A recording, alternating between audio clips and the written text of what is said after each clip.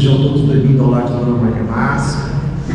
Como eu sempre falo, sempre é uma alegria, uma satisfação estar nessa casa de portas abertas. Como nossa querida aventura sempre nos pede, e ao qual nesta noite o Dr. Flávio Brown aqui vai estar conosco. Fazia tempo que ele não vinha, já estava com saudades, para trazer as suas palavras. Tudo bem com vocês? Boa noite. Obrigado pelo convite, Nelsinho. Fazia tempo que a gente não se via pessoalmente mesmo. Eu estava tendo compromissos da Associação Médico Espírita às quintas-feiras, aí não dava certo, né? Agora mudou algumas atribuições.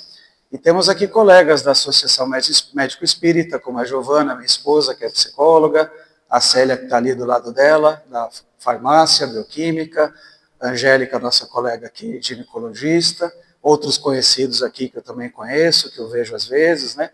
Então, obrigado pela presença de vocês, né? E prestigiar a casa, Dona Maria Máxima, né? Que a gente recebe o abraço gordinho, fofinho dela quando está aqui, a gente sente, é muito gostoso.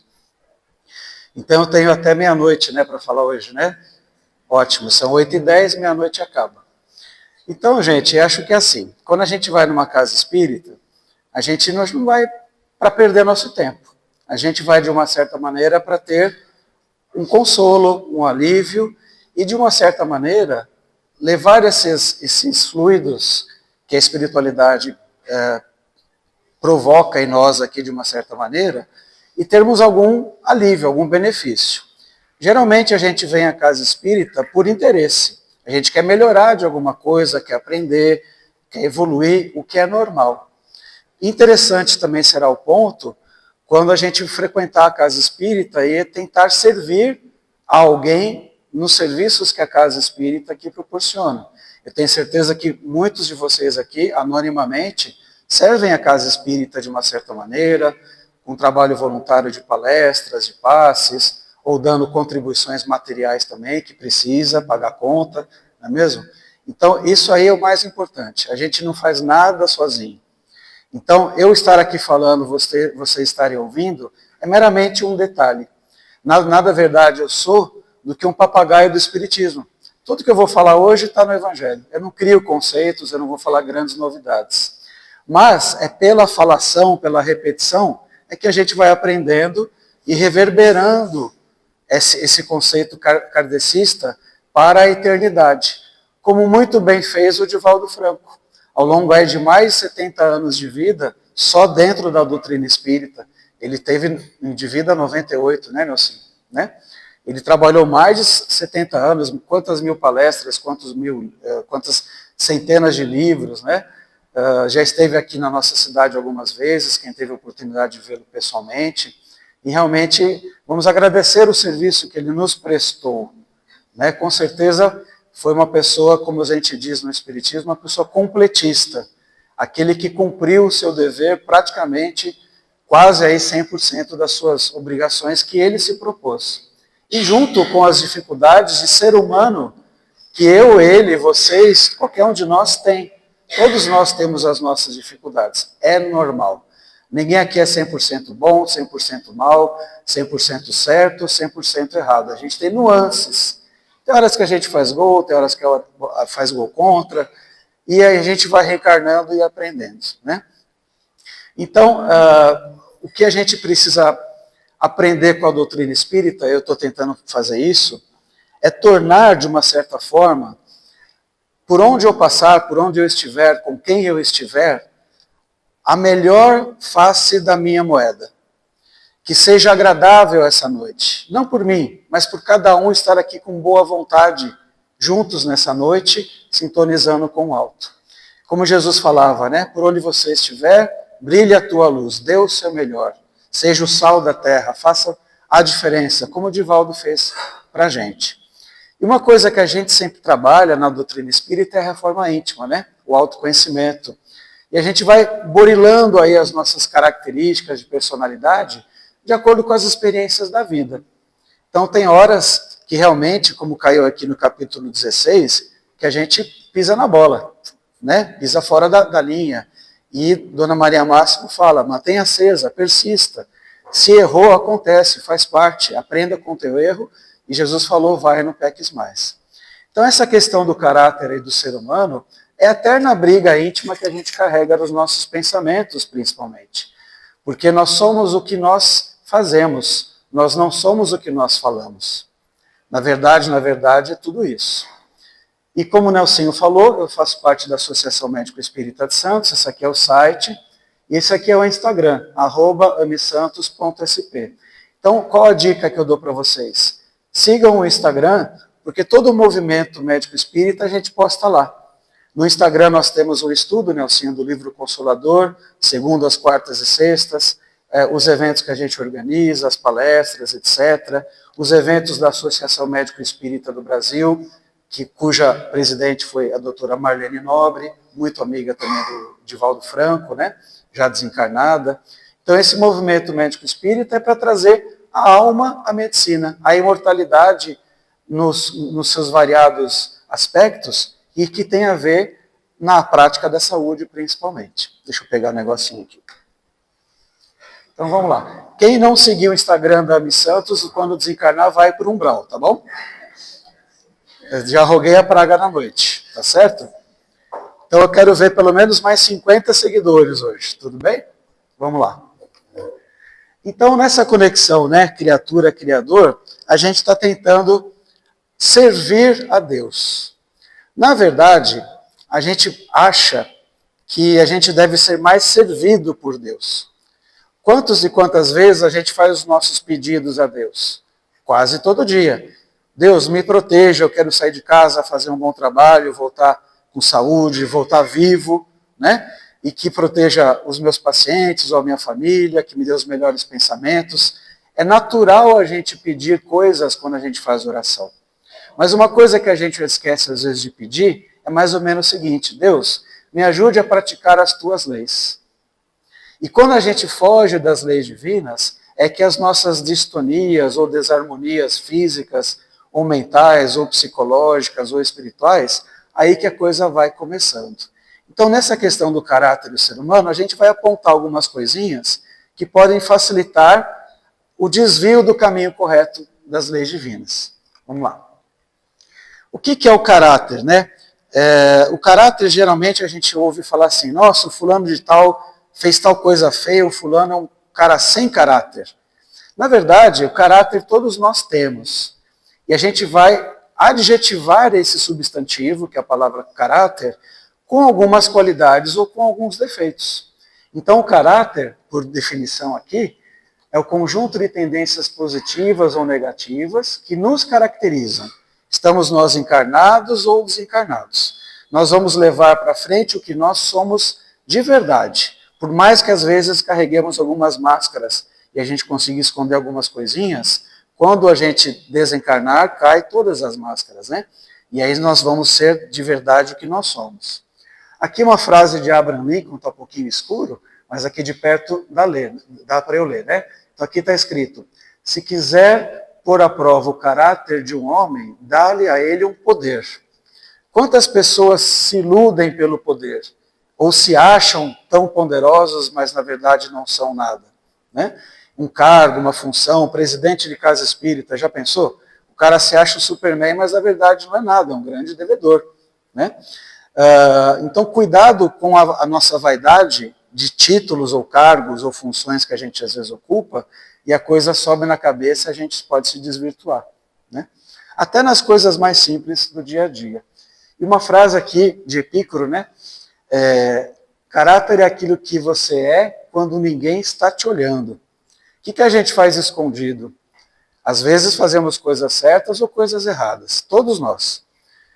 E a gente tem que ter um parâmetro, mais ou menos o seguinte, a coisa muito simples que a gente ouvia de algum parente da família, se a sua mãe te souber que você está fazendo tal coisa, você vai ver.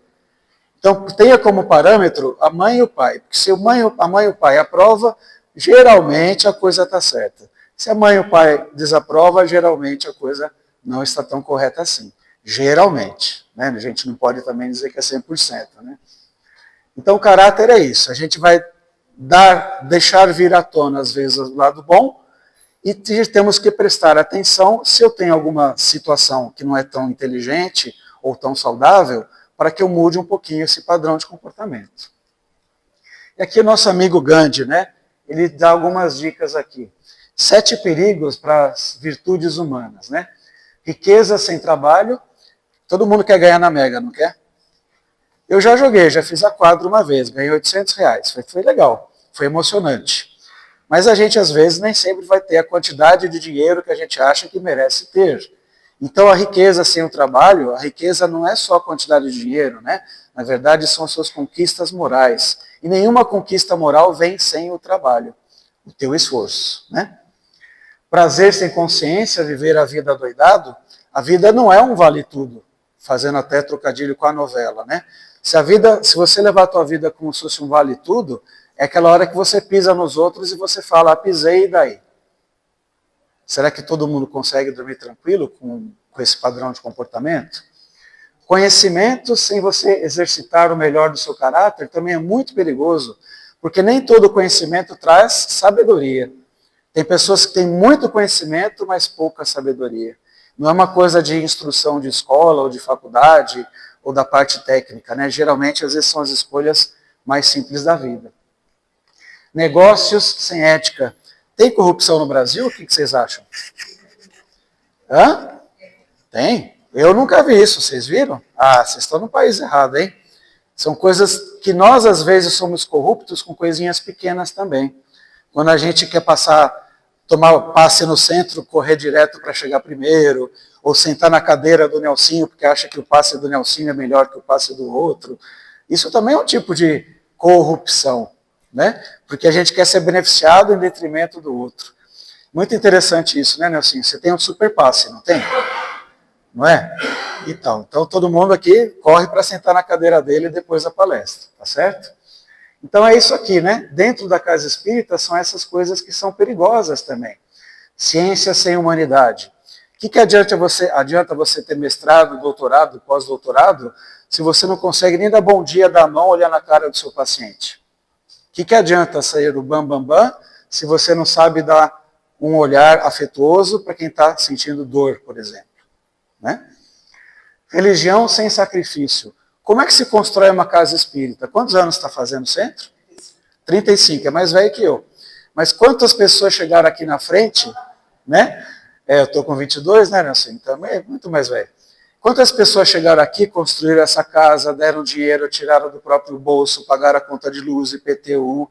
É o sacro ofício para que isso aqui estivesse pronto há 35 anos. E a manutenção dos dias atuais até hoje, né? Também é um sacrifício. E política sem princípio, eu não vou entrar nisso aqui para a gente não ficar depressivo, tá bom? Vamos mudar de slide logo isso aqui. O que temos agora? Então, quando a gente tenta ser feliz, e a gente foge desses princípios, aqui, ó, a gente busca alegria e o prazer de viver é natural. Espero que seja também prazeroso estar na casa espírita, depois de um dia longo de trabalho, você toma um bálsamo aqui de fluidos mais elevados que viemos buscar de uma certa maneira, né? Um prazer espiritual, né? Mas fisiologicamente existe um circuito aqui neurológico de prazer que tem a ver com essas áreas do cérebro, o córtex pré-frontal, núcleo accumbens, circuito de recompensa, né? Área tegmentária, etc, etc. E o neurotransmissor principal é a dopamina. Aqui tem uma mocinha dando risada, ela está sentindo um bem-estar, alguém contou uma coisa legal, ela se sentiu bem. Então, todas as vezes que a gente está sentindo bem, esse circuito aqui está ativado, um prazer natural, né? Só que, às vezes, a gente não está feliz 24 horas por dia ou dando risada 24 horas por dia.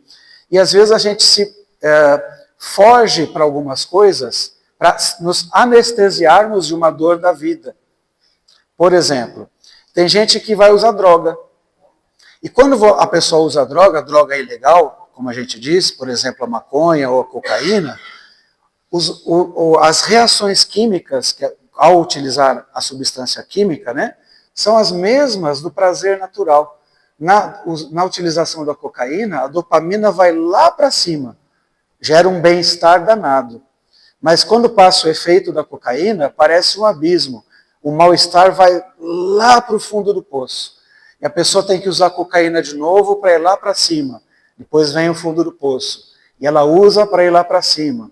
Aí vem o vício, vem a dependência química. Aí é o perigo, porque quimicamente a pessoa fica escrava daquela substância. Só para dar um exemplo, que é o mesmo tipo de sistema de recompensa. Então, a gente tem que prestar atenção, o que faz a gente feliz de fato? Chegar em casa, tomar um banho depois do dia de trabalho, jantar, dormir numa cama limpinha, não é gostoso? Sim ou não? A gente dá valor a isso ou às vezes passa batido? Às vezes passa batido, né? Então, valorizar as coisas simples da vida é o sistema de prazer natural. Puxa, que legal, eu estou na minha casa, eu estou tomando banho, tem comida, tem um lençol limpinho, tem meu companheiro ou minha companheira lá que está me esperando. Espero que estejam felizes nessa relação, né? Mas às vezes a gente não dá valor. A oração que o Divaldo sempre fazia no final das palestras, que ele agradecia os olhos por ouvir, por enxergar, os ouvidos por ouvir, a boca por falar, o corpo por andar e assim por diante, era uma oração complexa, né? Muito interessante. Aliás, a TV Santa Cecília ontem, né, Giovana, repetiu, não sei se vocês viram, uma palestra que o Divaldo deu no Centro de Convenções do Mendes. Não sei se foi a última ou a penúltima, foi uma das últimas, que tinha 3.000 pessoas no Centro de Convenções. Que ano foi, Giovana? 2019, não foi a última não, né? Foi a última mesmo? Olha só. Enfim, né? 3.000 pessoas, ele fez essa palestra. Você estava lá? Legal. Uma oportunidade, uma energia fantástica, né? Então, esse prazer de estar lá, provavelmente você ativou a sua dopamina, de uma certa maneira, né? Então, qual que é a diferença entre felicidade e prazer? O prazer pelo Espiritismo não é pecado, bem-estar, condição natural nossa, né? Mas isso varia com a época que a gente vive, os padrões de comportamento, com o tempo atual. Vamos ver o próximo slide aqui. Por exemplo, se você enxerga essa imagem aqui, ó, propaganda de cigarro, que tinha até os anos 80 ou 90, né? Era moda, era chique fumar cigarro, uma droga lícita, mas que faz mal para a saúde, dá câncer e muitas outras coisas. Nos desenhos animados, Papai Noel fumando, olha que imagem chocante hoje em dia. O Fred Flintstone aqui, né? Propaganda do Superman com Marlboro, é estranho, não é estranho? Então isso choca, mas foi prazeroso em determinado momento. Como também foi muito prazeroso, ou ainda é, por exemplo, matar alguém por poder, por vaidade, por crime passional, por vingança. Olha que às vezes tantas coisas que a gente julga bárbara, coisa que às vezes nós não fazemos, tem pessoas que ainda curtem fazer tudo isso. Quantos crimes que a gente vê aí que passa nesses jornais policiais no começo da noite? Quase todo santo dia, parece coisa repetida, né? Propaganda de bebida alcoólica. Olha essa frase aqui, ó. Todo mundo tem um lado devassa. O nome da cerveja é devassa. Será que eu preciso ter um lado devasso? É regra, é obrigação? Isso foi uma propaganda. Bebidas alcoólicas, que banco futebol, banco carnaval, etc, etc. Enfim, aqui são alguns artistas que, por coincidência, desencarnaram todos aos 27 anos por overdose de drogas. Artistas legais, de músicas boas, gostosas de ouvir, para quem curte, são a maioria ligadas ao rock, né? Americanos, estrangeiros. A voz da Amy Winehouse é linda, mas uma pena que foi tão cedo, né? Porque queria curtir a vida adoidado. Tinha que ter prazer 24 horas por dia, e não um prazer natural, que a média de nós todos podemos alcançar. Viver euforicamente 24 horas por dia é impossível. E às vezes até desnecessário, né? Então, são limites que a gente tem que tentar perceber entre fome e gula. Você vai no rodízio de pizza, está lá R$ 39,90. Você chega no rodízio e você fala, é hoje. Vou comer 18 pedaços de pizza para gastar cada centavo que eu estou pagando, né? É fome ou é gula? É gula. Quantos pedaços de pizza cabem no seu estômago normalmente? 2, 3? 3 no máximo, mas você chega no rodízio, né? Vai 18. Porque é R$ 39,90, você não vai querer? Então, é fome ou é gula? Tá rindo, né, meu amigo? Ah, gostou da piada. Você vai no rodízio, né? Tá bom, tô sabendo, viu, Nicolas? Tá bom. Sexo ou sexolatria? Sexo é saudável? Sim. Sexolatria é vício. Não é mesmo?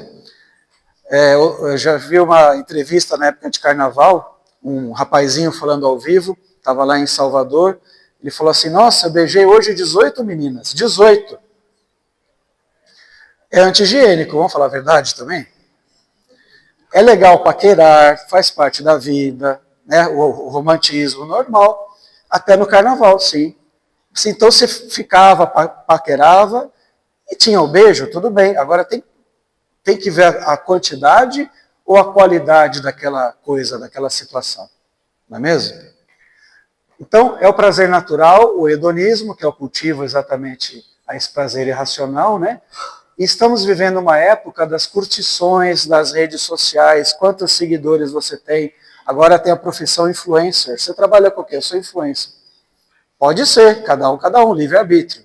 Mas será que eu preciso viver só de likes ou curtidas? Claro que dá dinheiro, eu sei, não sou ingênuo, né? Mas será que eu preciso só viver de aparências e de bajulações, nessa cultura extremamente materialista aqui? E aí a pessoa cai num vazio constante quando ela deixa de ser curtida, ou quando ela é cancelada na rede social, aí cai na depressão, porque ela não está acostumada mais a viver sem isso.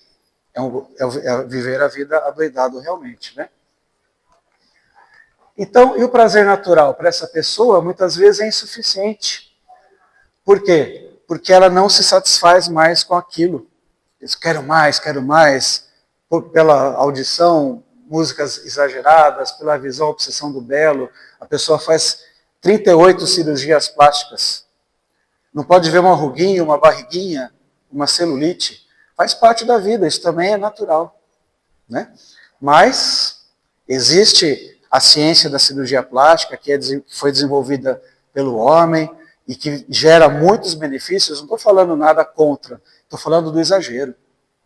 É isso que a gente tem que prestar atenção, né?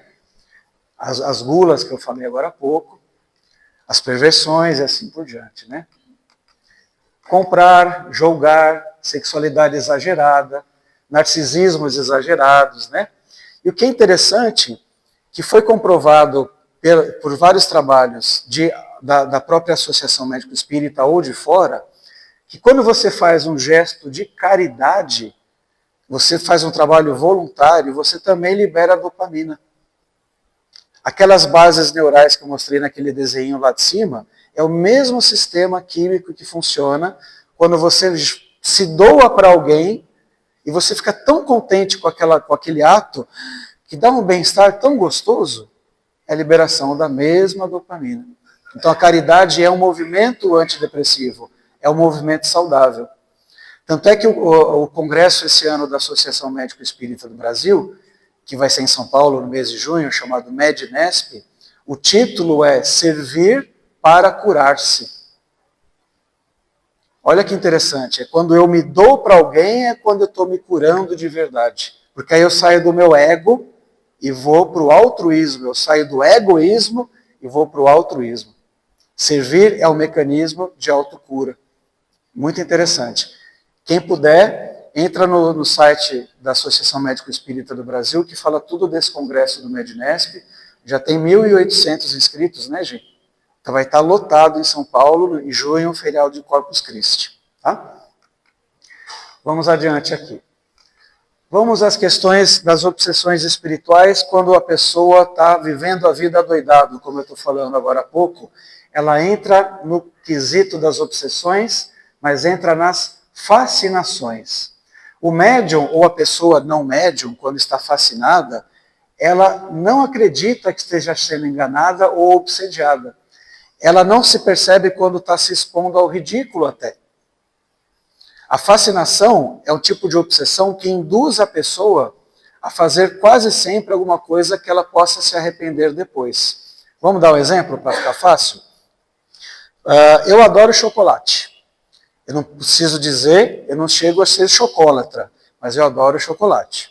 Então eu quero comer todas as noites. Ok. Mas de repente eu esqueci de comprar naquele dia e, puxa vida, esqueci a carteira em casa, de repente estou sem o Pix do celular, etc, etc. Fui no mercadinho lá, eu vi que tinha chocolate, vem o pensamento, pô, você gosta, por que você não rouba um chocolate? Não tem ninguém vendo. Sabe aquele pensamentozinho que te cutuca, às vezes, o diabinho no pé do ouvido? Que às vezes pode nos induzir a fazer uma coisa que até um certo ponto normalmente nós não faríamos? Está aí a fascinação. É quando a gente se acha muito melhor do que os outros. E quando a gente acha que a gente não vai correr risco nenhum se eu roubar um chocolatinho do supermercado e colocar no meu bolso. Mas se eu, por exemplo, cair nessa atitude, nessa tentaçãozinha, de repente o fiscal do mercado viu, chamou segurança, que por acaso estava com a polícia militar na frente do mercado, e por acaso tinha um canal de televisão ali na frente do mercado, e a manchete já está pronta no dia seguinte. Médico psiquiatra rouba chocolate no supermercado e é preso na delegacia.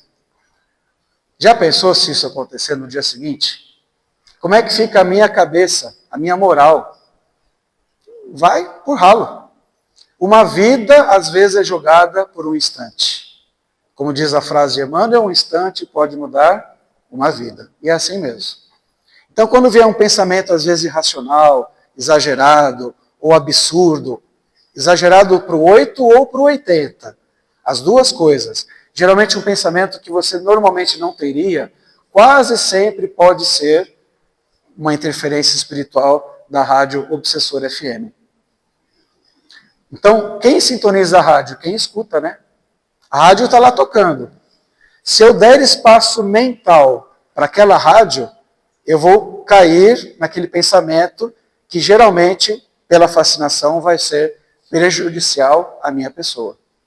Então, que rádio cada um de nós quer sintonizar? Aí você vai ter que pensar, né?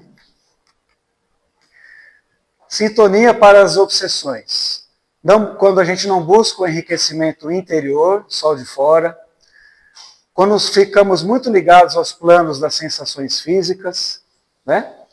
Causando desordem na sociedade, dissolução de núcleos de família, e aí vem uma obsessão coletiva de propagação de vícios e comportamentos muitas vezes sutis. Hábitos naturais da sociedade, entre aspas, moderna, ilusão. São esses exemplos que eu estou falando aqui agora para vocês do cotidiano. E aí, de repente, a gente acha que precisa só ter ou comprar e não só ser e viver.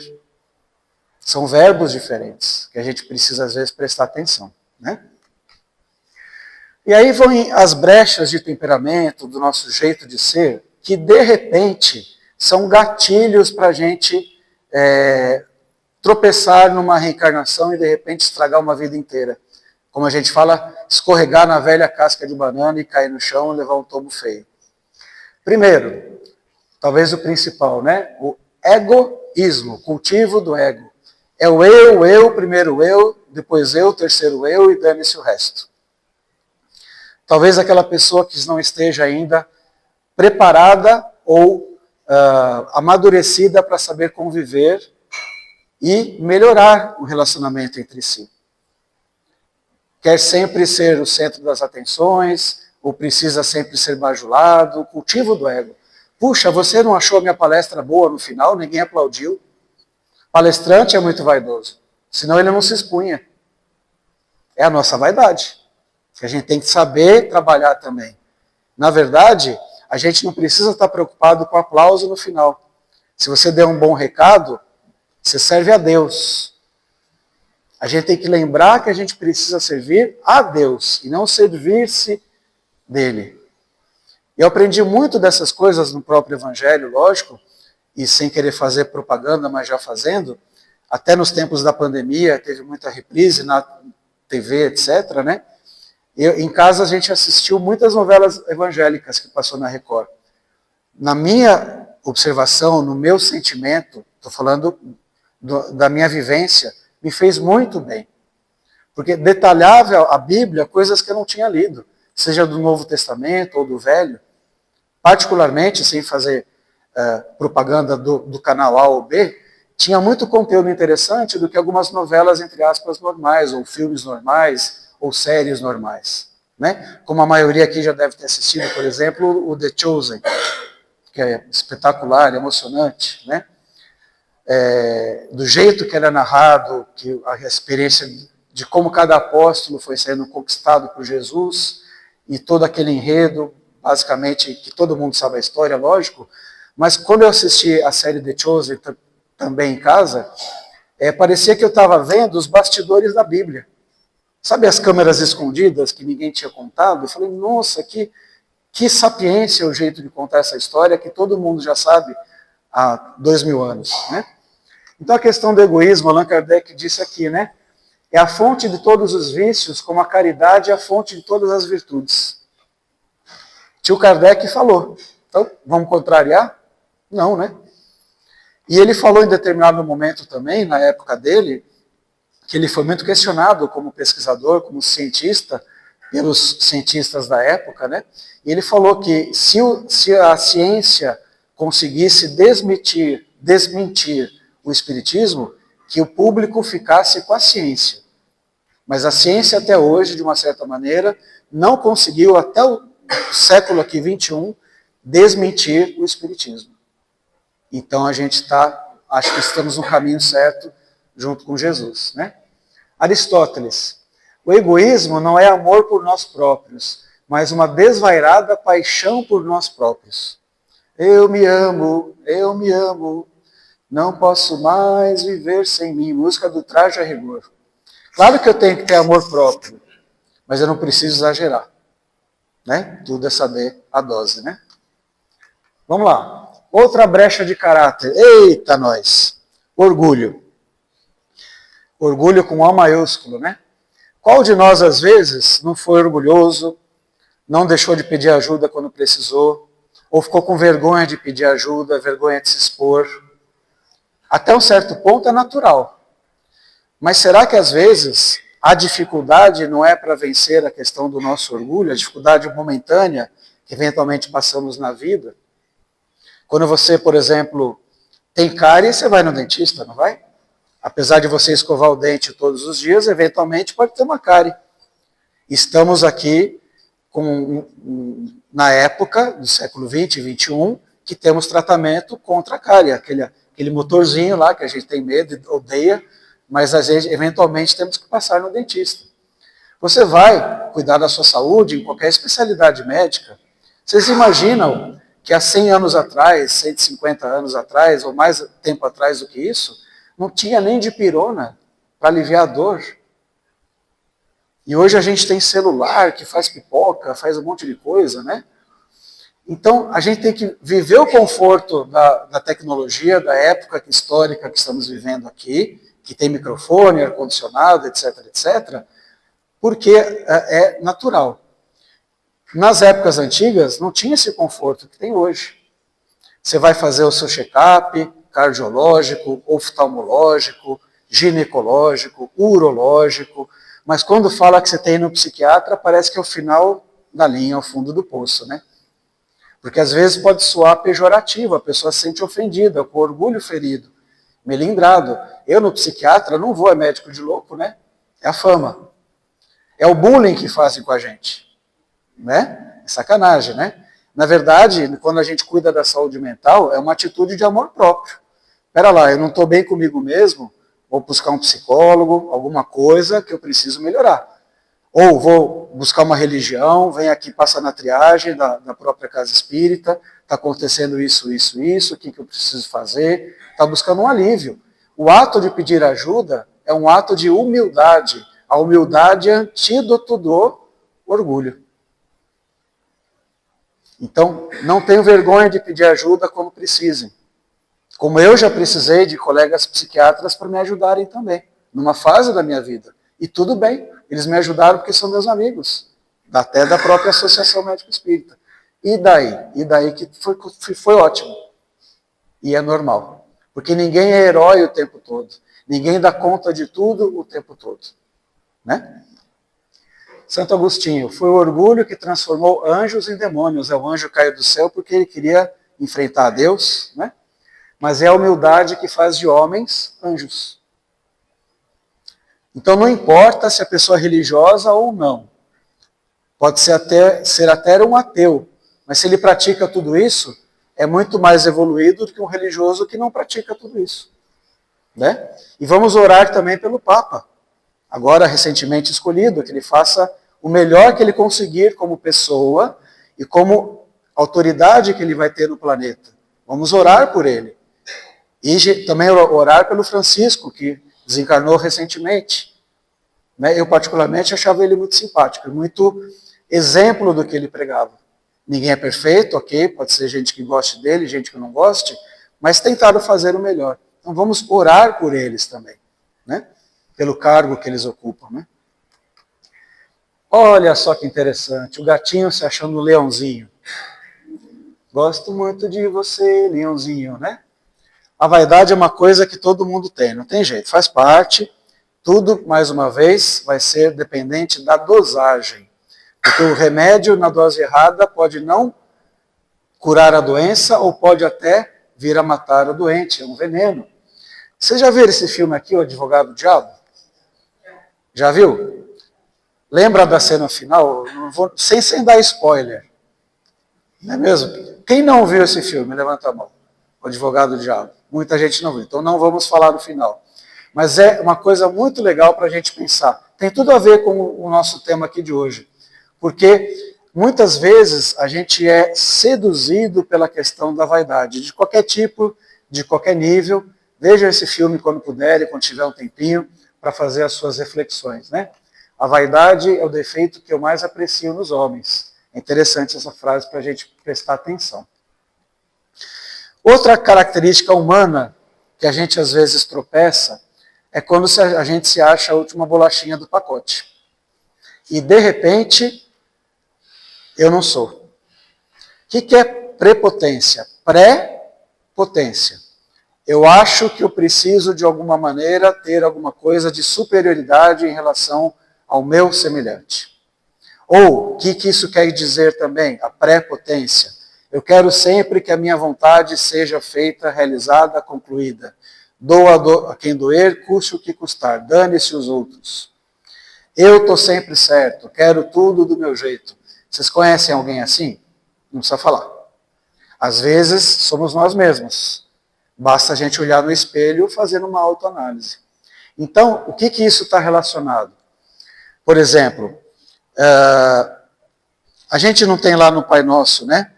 Quando a gente faz aquela oração e tem aquela frase, seja feita a vossa vontade, assim na terra como no céu. A gente pede a Deus, Deus, seja feita a sua vontade. Eu estou fazendo os meus pedidos. Nem sempre Deus vai atender os meus pedidos. Deus, Pai de todos, se realizasse todos os nossos pedidos, nós, filhos, seríamos muito mimados. O seu pai e a sua mãe fez todas as suas vontades no seu processo de educação? Provavelmente não.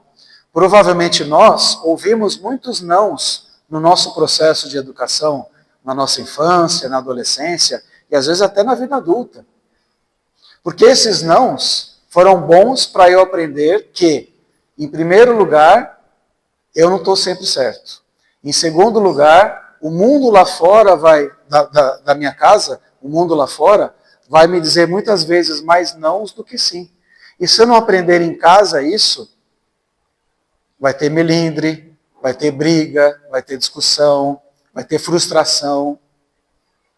O que nós estamos percebendo nessa fase, no nosso tempo, que muitos, até jovens, adolescentes, crianças, etc., estão com muitas dificuldades à frustração.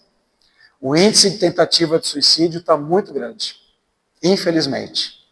Por briga de namorado, por não poder mais jogar o videogame, e N exemplos de família que a gente chega no consultório, chega no pronto-socorro, chega no atendimento do CAPES, né? Olha, aconteceu isso porque eu proibi dele jogar o joguinho em casa, era hora de estudar. E aconteceu tal tragédia, tal coisa. Então, o limiar de frustração a gente precisa aprender a alargar um pouquinho mais. Não significa ser submisso a situações ou a pessoas. Porque tem horas que a gente confunde brandura com fraqueza e confundimos às vezes resignação com fracasso. São coisas muito distintas. A brandura, muitas vezes, nos salva de muitas situações. Então, ser brando não é sinal de fraqueza, é sinal de força. Porque se você é pavio curto e explode fácil, não é à toa que tem brigas no trânsito.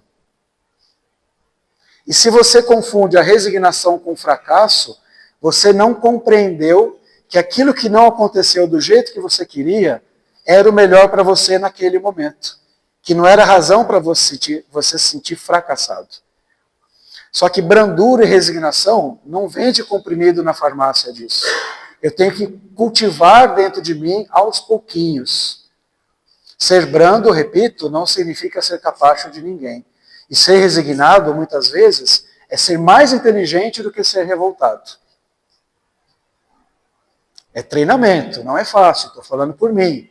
Às vezes eu tropeço em muitas coisas disso aqui, minha esposa está aqui de testemunha. Mas a gente vai tentando.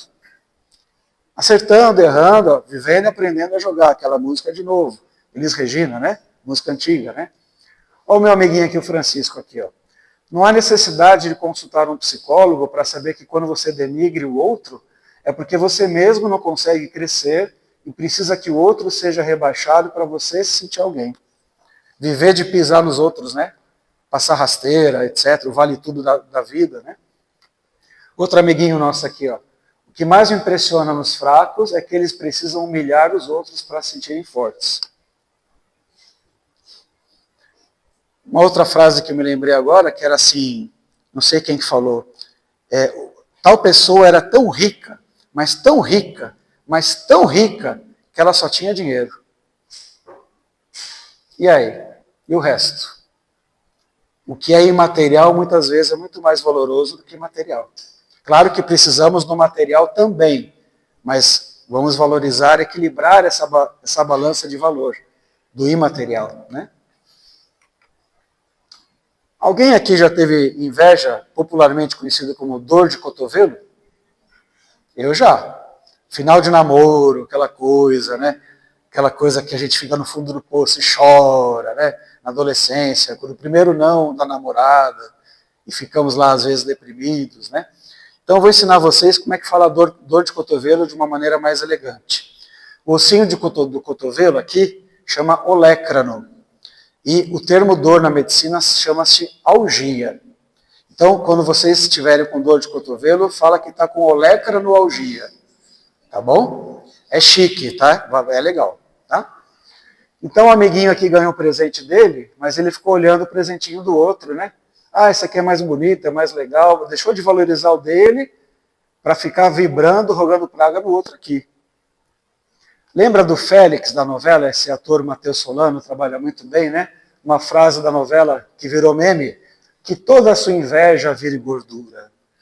Era engraçado o Félix da novela, né? Chico de Assis, ó, enche-se de felicidade aquele que vê sem inveja a felicidade do outro. Vai falar isso para o Santista nessa fase que a gente está. Corintiano está feliz, palmeirense está feliz, São Paulino está feliz, Santista não está feliz. Pelo menos por enquanto, né? Então, isso falando do futebol, que é uma coisa banal, né? Mas às vezes é coisa de família. Nossa, fui promovido no emprego. Aí a sua cunhada fala, danado, deve ter seduzido o chefe, né? Olha a maledicência correndo pelo canto da boca. Então são essas coisinhas que às vezes, nós às vezes não ficamos felizes pelo outro. Pelo egoísmo, pelo orgulho, pela prepotência, pela vaidade, pela inveja. Então são coisas reais, da rotina da gente, que a gente precisa olhar e prestar mais atenção. E não prestar tanto atenção no outro. Vigiar mais a si mesmo e orar pelo outro. Mas normalmente, piada espírita, a gente ora mais por nós mesmos e vigia muito a vida do outro, né? Mas que a sua inveja vire gordura. Sai para lá, jacaré.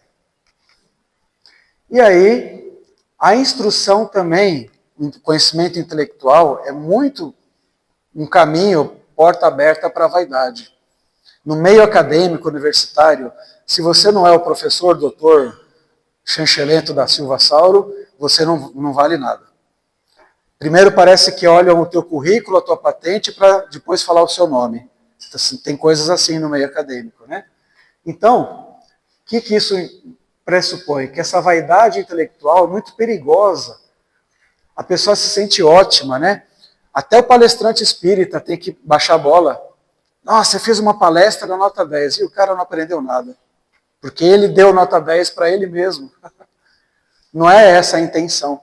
Como eu falei no começo, a gente tem que ser palestrante papagaio do Evangelho. Eu não estou criando conceito nenhum que já não foi dito no Evangelho aqui hoje. São só relembranças, práticas reais do dia a dia, está tudo no Evangelho. Então, pessoas que são muito vaidosas, não sabem trabalhar em equipe, quer fazer carreira solo, vive de aplauso, de aparência, prazeres fugazes, né? Aí é outro fracasso reencarnatório. Aqui, nem Jesus trabalhou espírito, ele chamou 12 apóstolos, até para dar exemplo de coletividade, trabalhar em grupo, né? E deixar o legado para passarem adiante. E está aqui, estamos falando dele até hoje, 2025, sinal que o legado foi transmitido de geração em geração até chegar na geração atual. E se existe reencarnação, não sei se existe, né? Nós fizemos parte de todo esse passado aí. Por isso que às vezes nós aqui no planeta Terra encontramos ainda dificuldades, porque já tropeçamos lá atrás. Estamos aqui tentando passar a vida atual a limpo. Vamos fazer o melhor, fazer o mais bonitinho possível. Não para agradar ou para ganhar likes na internet, mas para servir a Deus.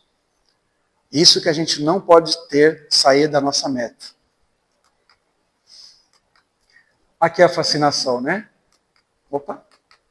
Pela onda do pensamento, perseguidor e perseguida jazem na mais estreita ligação telepática, agindo e reagindo mentalmente um sobre o outro.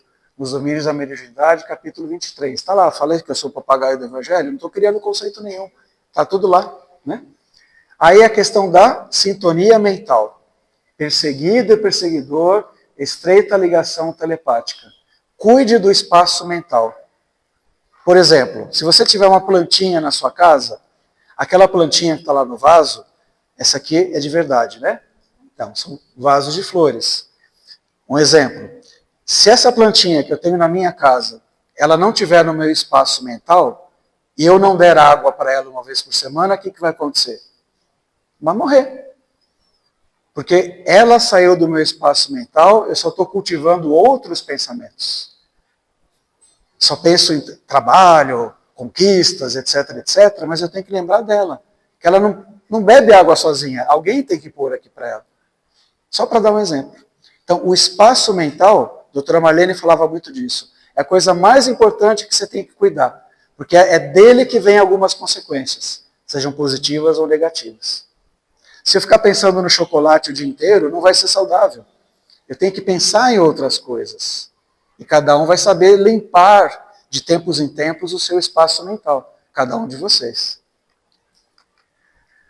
Dramas da obsessão, Ivone Pereira. Valentes das tendências dos caracteres, caráter, inclinados ao arrastamento primitivo, tudo isso que a gente está falando antes, as complexidades do sexo, por exemplo, induzi-la a quedas deploráveis perante si mesma, perante o próximo, perante a sociedade, tais como adultério, prostituição, desonras, geralmente exercida tão só através da telepatia, da sugestão mental, e bem certo que o obsessor estabelece uma oculta vibração vibratória perniciosa sobre o sistema nervoso, lá da dopamina do obsediado, contaminando a mente, o espaço mental que estamos falando, contaminando o nosso perispírito, os pensamentos, até o complexo domínio das nossas ações. Dificilmente dá para curar isso, por quê? Porque a pessoa está fixada naquele pensamento. Por mais que eu dê, às vezes, um antidepressivo, até um antipsicótico, aquilo está cristalizado na mente dela. E porque a pessoa também está vinculada, porque ela sente prazer naquele vício, de conservar aquele vício. E ela não presta atenção que isso é uma infiltração espiritual no seu pensamento. O tratamento seria antes com a reeducação mental daquele enfermo, através de princípios elevados que, de repente, não teve desde a infância. Então, a reeducação mental é quando você cuida do espaço mental. Quando você pré-seleciona os seus pensamentos. Então, para amanhã, o que eu vou ter que fazer?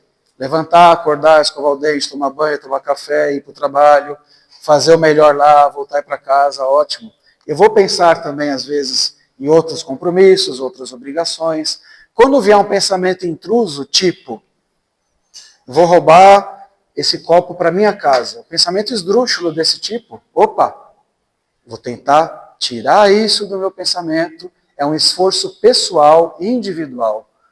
Quando você tiver um momento de tristeza por alguma razão, e vier um pensamento tipo, ai, que vontade de morrer, eu vou fazer uma força para tirar aquele pensamento de dentro de mim. E se eu não conseguir, eu vou pedir ajuda a outros, seja profissionais de saúde, ou profissionais aqui, por exemplo, voluntários que trabalham aqui na própria casa espírita. Olha, só estou com esse pensamento, por favor, me dá um passe diferente hoje que eu estou precisando. Com certeza aquele passe vai ser dado com a melhor nas intenções, para dessintonizar daquele pensamento. Isso é física, não é só a parte espiritual. É física das ondas mesmo, né? Ondas mentais. E aí vem aquela frase, né? JC, muito legal. JC diz que sei que posso fazer tudo, mas nem tudo me convém. Né? Nem tudo realmente do meu livre-arbítrio vai ser conveniente. E eu vou ser responsável por ele o tempo todo. Esse conselho aqui achei muito legal. Alguém me mandou pela internet, no grupo dos meus amigos da faculdade, e é um conselho para hoje.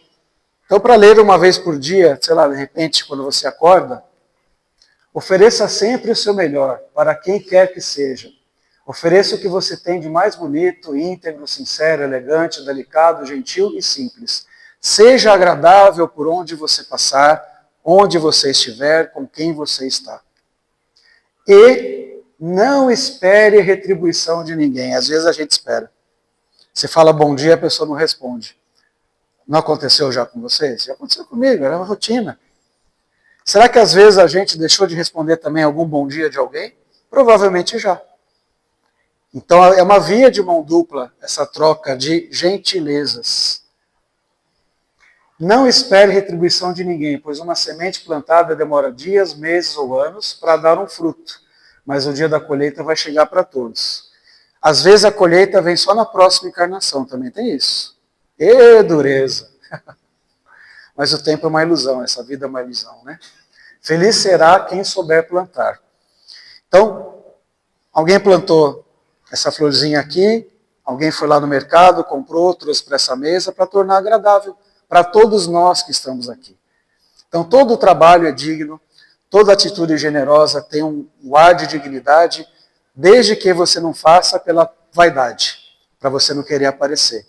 Porque o único Big Brother é Deus. E é Ele que está te vendo em tudo que você é, em tudo que você faz, em tudo que você se esforça, os nossos erros, os nossos acertos, né? Acho que acabou. Ah, sim, com certeza. Está lá em João, né? Que a gente tem que seguir essas orientações.